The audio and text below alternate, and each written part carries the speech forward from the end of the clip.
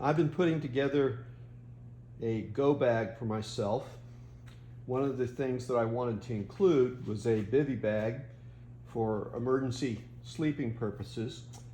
And right now, REI has a sale going on for Labor Day, including 3 of the Survive Outside Longer bivy bags. So they're emergency bivy, they're escape light bivy, and they're thermal bivy. So let's take a look at these 3 so we can figure out what the differences are, and maybe you can figure out what works best for your needs. So this is the emergency bivy, which is the minimalist bivy bag, very, very small, as you can see. Does come in a nice stuffed sack, and I guess this is a emergency whistle. That's what that is.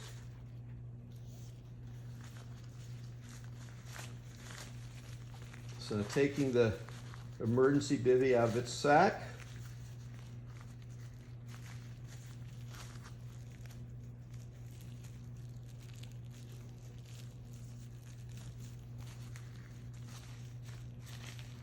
hopefully I'm never having to do that with my life on the line. And it looks like a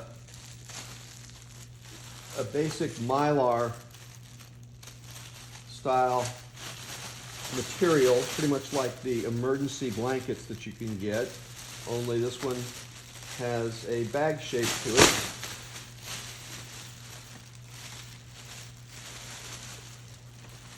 I'm not going to actually crawl in it, but just holding it up to me, I can tell that it's going to be plenty long, even for me at 6'2".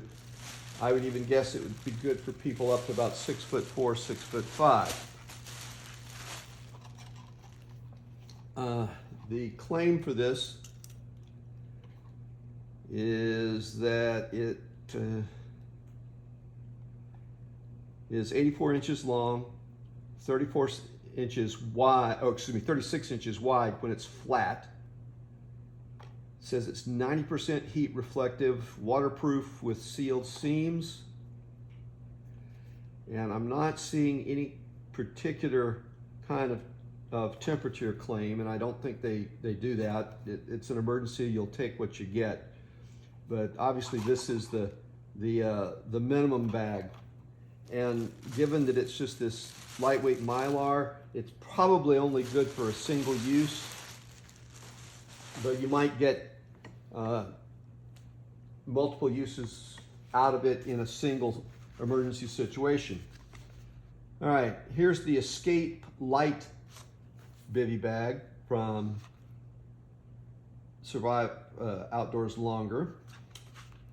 And they're saying for this, the dimensions are 82 long by 32 wide, twin folded flat. So it's not as long or as wide as the emergency bivy, a little bit smaller. So we'll have to take a look and see how well that fits. It obviously is a heavier material, just you can tell from the size of the bag. And they don't give you the cute little whistle, not that that counts for too much. That wasn't a very good whistle anyway. Oh, this one has a chart on the back that compares this to the standard Escape bivy, which I did not get. I just got the Escape Light. It just says here that the Escape Light is somewhat less durable, but otherwise comparable to the Escape bivy. If you happen to come across that one as an option for you, but I did not see it on REI when I was making my purchases there. And I'm not seeing a particular claim about percent body heat reflectance. So there's that. It's possible that we're not getting superior performance from this compared to the emergency bivy. Maybe, maybe not, but the weight of the material tells me that you're going to get definitely multiple uses out of this, whether in a single emergency situation or after you've used it, refolded it, and use it again later. I think it's going to survive much better than the emergency bivy would. Just pinning down the tail end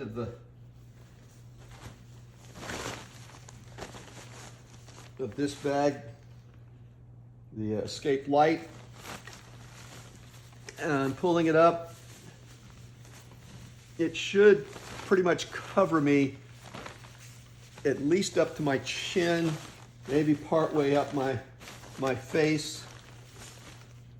It's not going to go over my head like I think the emergency bivy would. And notice that this is a little open up at the top. There's a flap where the sealed seam does not go all the way to the top. I imagine that will make it easier to get into, but it also will probably mean it's going to be harder to get a good seal up at the top to keep the heat in as compared to the emergency bivy. So there's some trade-offs there. But this is obviously a much better material. Looks like it is a ripstop nylon with a reflective coating on the interior. So yeah, a much more durable material than what we saw in the emergency bivy. So this should definitely last you multiple uses in a single situation, and may even repack and be usable in another situation.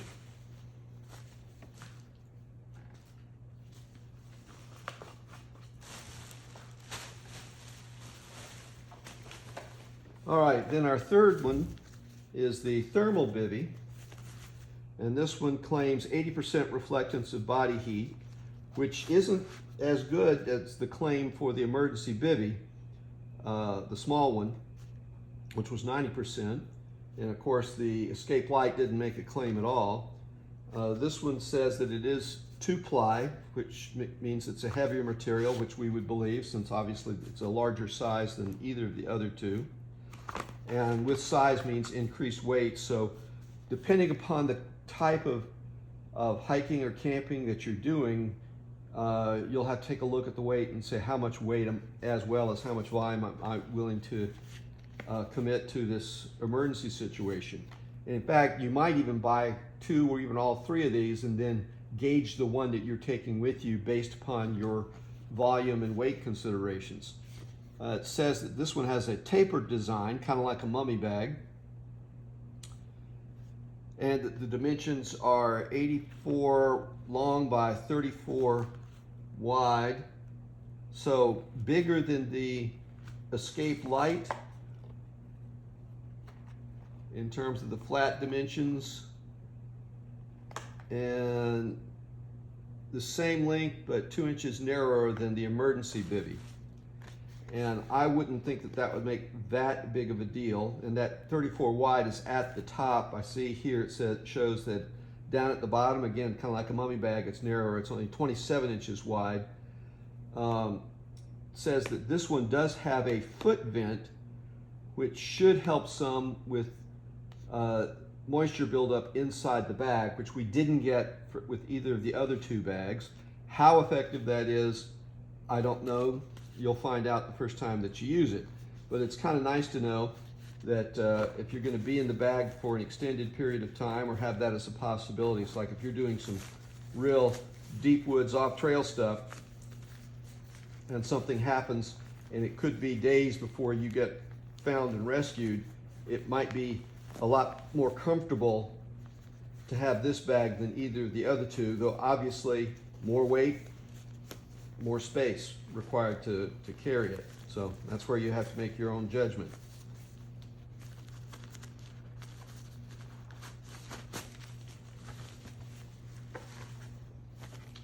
All right, yeah, much heavier material. It doesn't look like a straight ripstop per se. It looks like some kind of a fancier material, and if it's dual layer, that means it's some kind of a special lamination. There is a little Velcro closure at the very top, so if this is long enough to get over your head, and I think that is the top of the bag. Yeah, definitely the top of the bag. You could Velcro it completely over your head or around your face or something like that. There's 3 different Velcro patches there on the top.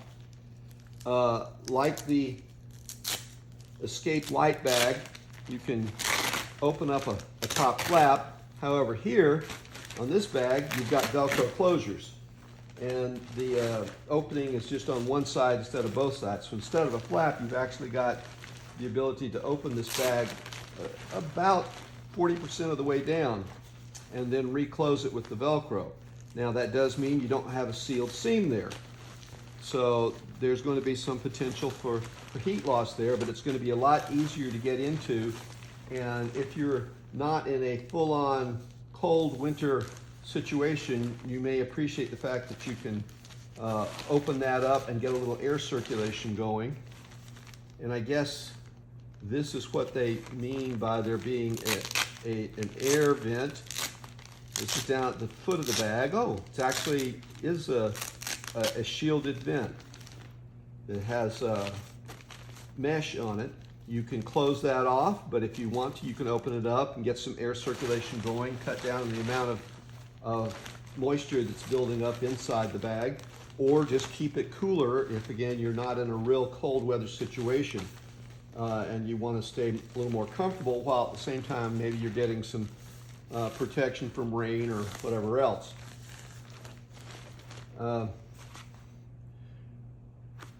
Windproof and waterproof on this one.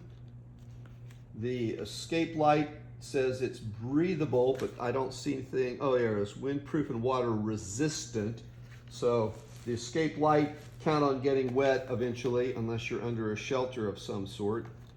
The emergency bag says it is waterproof. So both the emergency and the thermal are waterproof bags. The Escape Light is only water resistant.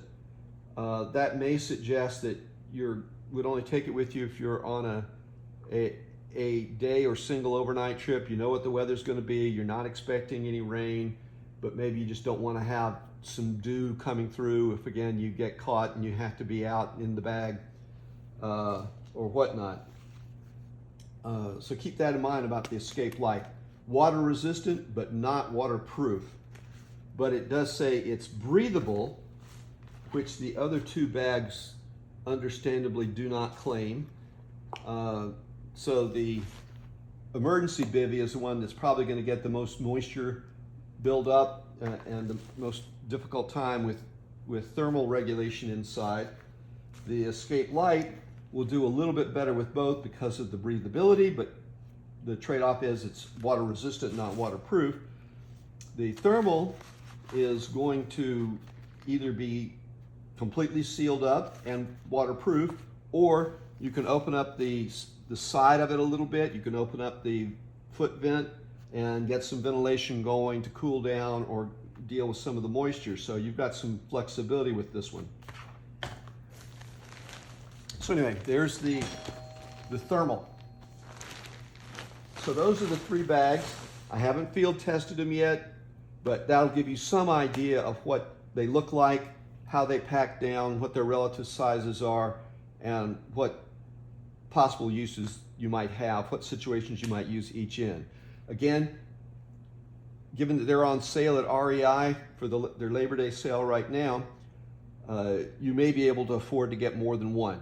So maybe take a look at that and say, what kinds of hiking, camping am I planning on doing? Which one fits best for my needs there? And then just keep the issues of the degree of thermal trap, the degree of breathability, the degree of reusability, which is a function against the cost, along with the weight and space requirements for carrying each one.